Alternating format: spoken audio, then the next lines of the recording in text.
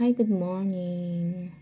May kumagat sa akin dito, Makati. Hinalikan siguro ako. Siguro may lamok na naligaw sa room namin. Ayan na. Anyways, good morning. Siguro lahat nakapanood na or alam na yung story ng mother doon sa taga Bulacan na yung sinunog niya yung tatlo niyang anak, pati siya nagsunog din. So, naintindihan ko yung mother.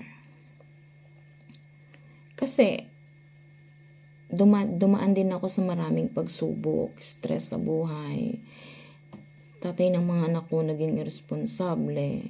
So, sobrang dami kong, siguro ako kasi matatag lang talaga ako kasi lagi kong iniisip yung magiging future kapakanan ng mga anak ko nung mga time na yon. Anyways, siguro si mother talagang mahina lang. At saka umabot siya sa sukdulan na yung puno na, naupos na siya. At isa pa, pulis yung asawa niya. Tapos biro mo yun, may sakit ka pa. Tapos papadidi mo sa anak mo Bear Brand. Hoy, Bear Brand. Tapos may biyanan ka pang pakailamera. Diba? Tapos wala kang malapitan.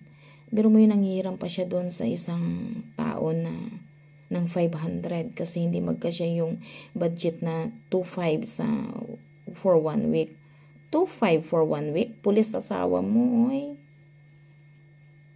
Kayo talaga, mostly sa mga hanay niyo, irresponsable babaero. Mas galante pa kayo sa kabit. Ako siguro, balang araw magiging mother-in-law din ako. Pero mangingialam lang ako. Ngayon nga, may karelasyon ng mga anak ko, pero hindi ako nangingialam. Nangialam lang talaga ako dun sa bunso ko nung sobrang landi yung babae. Pero minor pa sila nung time na yun na. Minor na babae ang pinagpo-post sa Facebook puro sex. So talagang nangialam ako doon kasi ayoko naman ng, Diyos ko po, kabata-bata pa So anyway, sa ngayon, may karelasyon man ng mga anak ko. Lagi lang ako nagsasabi sa mga anak ko ang limitasyon. Then, wag muna talagang mag-aanak kasi kapag nag-anak sila, pinasok nila yung buhay na gano'n na hindi na sila makapag-enjoy sa buhay kasi magiging bahay na lang sila or trabaho. Or kung hindi kayanin ng budget nila, magiging bahay na lang talaga tagapag-alaga ng anak. So, wala na silang enjoyment sa labas, kundi sa loob na lang ng bahay. So, lagi kong pinapaalala yun sa mga anak ko. Mangingialam lang talaga ako siguro sa mga anak ko when it comes na umabot sa sasaktan sila.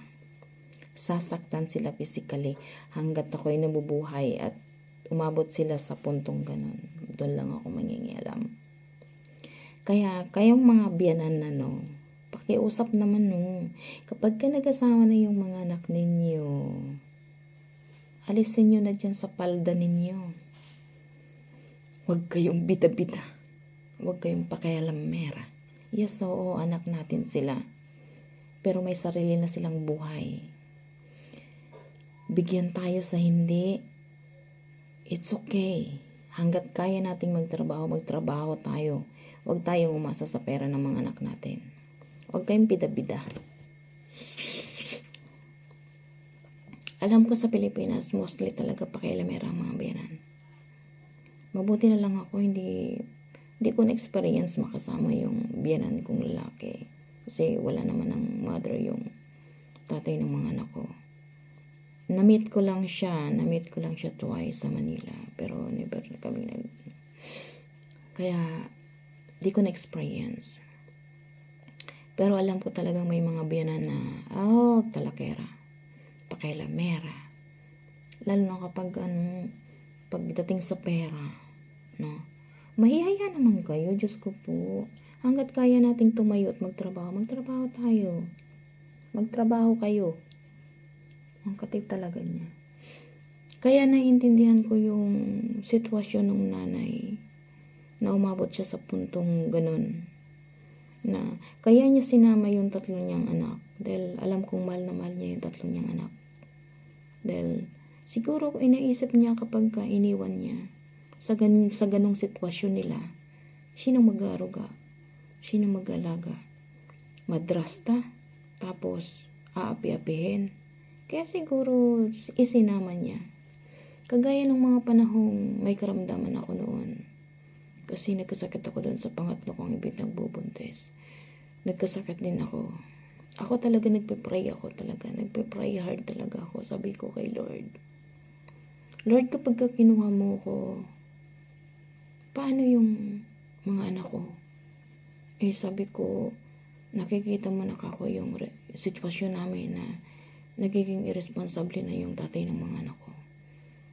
Sabi ko kapag kinuha mo kami ng baby ko kasi baby ko nasa sinapupunan pa, paano ko yung 2 ate? Sabi ko, Lord, bigyan mo na lang ako ng chance na makasama ko pa yung mga anak ko. Tapos, walang mawawala. Sabi ko nang ganun. Ang haba talaga ng istorya ng buhay ko. Talagang araw-araw yan. Wala akong na pinalagpas na talagang sa kanya lang ako. Eh sabi ko sa kanya, sabi ko kahit anong mangyari sa'yo at sa'yo ako magtitiwala. Awa ng Diyos. No, diba? Pinagbigyan ako ni God. Ngayon malaki na yung bunso ko. 22 years old na. Turning 23 na next year. So yung second life namin ng anak ko talagang masaya. Kahit pasaway yung anak ko kasi may katigasan ng ulo yung bunso eh. Pero napakabait yun ng anak ko. Hindi yun marunong mang-away. Hindi yun basagulero. Kaya sabi ko sa kanya nung time na nag-girlfriend siya nung ganong klaseng babae. Sabi ko, maghanap ko ng babaeng decente. Yung matino. Hindi yung ganyan na ang babataan nyo pa tapos ang mga pinagpo-post sa Facebook eh. Puro kalaswaan. Alam mo yun siguro hindi nag-guide ng magulang. Never ko din naman nakausap ang magulang nung time na yun kasi wala pang Facebook eh. Wala silang Facebook. Ngayon ko lang nakikita yung Facebook ng mother. Pero hindi ko na pinakialaman. Kaya sa mga biyanan dyan, my gosh, tanggalin nyo na yung mga anak nyo sa paldan nyo. Imbes na mag-guide lang kayo, mag-guide, hindi yung payuhan yung anak ninyong nagkakaroon ng mga kabit. Hindi eh. Mostly sa inyo, tinotolerate nyo. Na kayo may pera yung babae, go kayo. Na kayo binibigyan kayo ng ganito ganyan ng kabit, go kayo. No, wag ganun. Pumayag kayo in the first place, pumayag kayo na pakasalan ng anak nyo yung babae na yun. Yung magiging daughter-in-law nyo. Tapos, sa bandang huli, hindi nyo itatrato ng maayos. Diba? Dapat doon pa lang sa magkarelasyon pa lang sila, tutol na kayo eh. Para hindi pa huli ang lahat, diba? Di yung umabot sa puntong ganyan. Huwag na sanang masundan nakakalungkot. Sobrang nakakalungkot. Di ko ma-imagine yung nangyari.